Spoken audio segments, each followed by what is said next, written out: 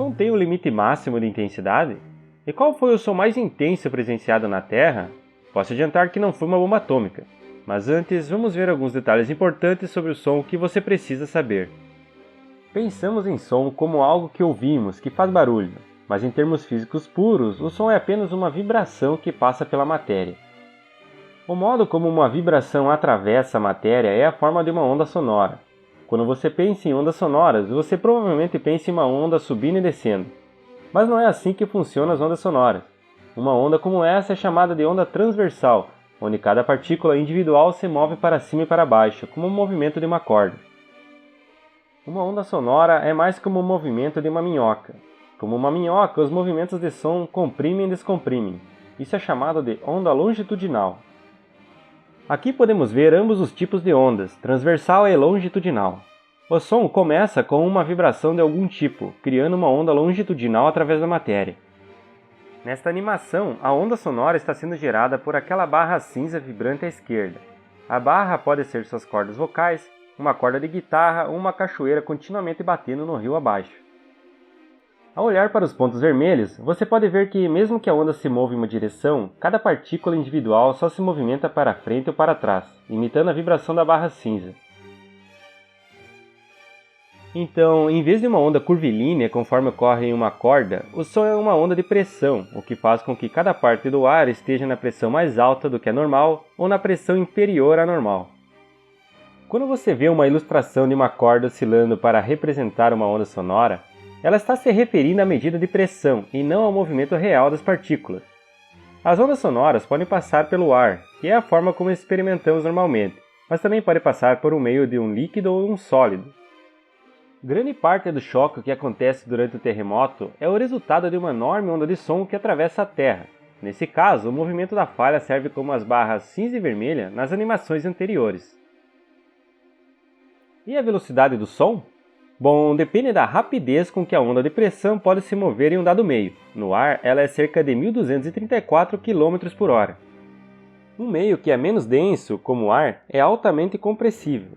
Por isso leva mais tempo para que uma onda se mova, enquanto que na água, que é muito menos compressível, há menos amortecimento para diminuir a velocidade da onda.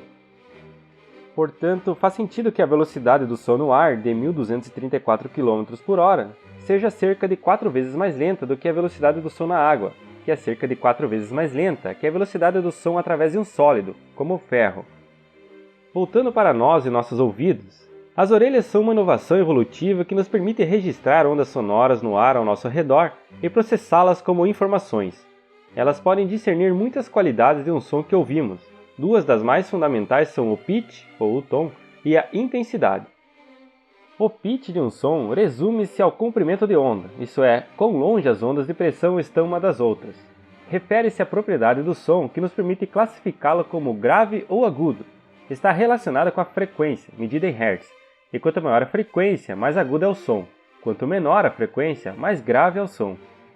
Os seres humanos podem ouvir uma faixa de frequência entre 20 Hz, som graves, até 20.000 Hz, som mais agudos. A intensidade do som, ou volume, que ouvimos é determinada pela amplitude das ondas de pressão.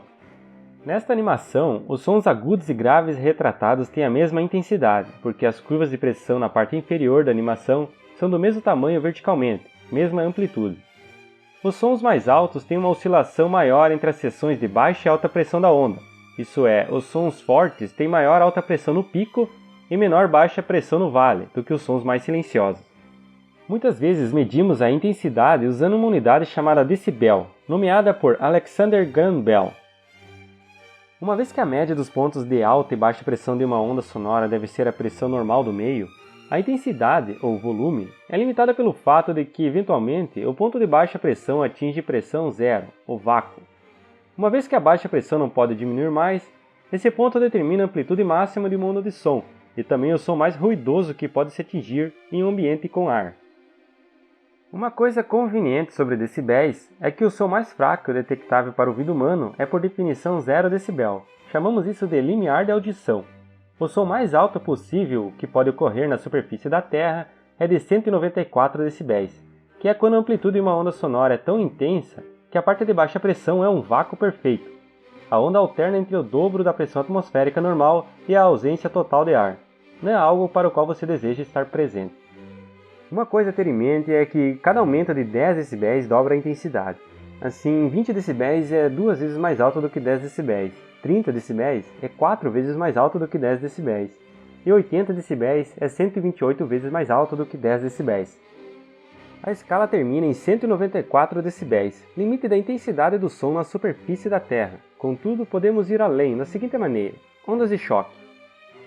Quando uma energia suficiente é liberada para passar a marca de 194 dB, ela é demais para criar uma onda normal de pressão sustentada, porque acabamos com a baixa pressão.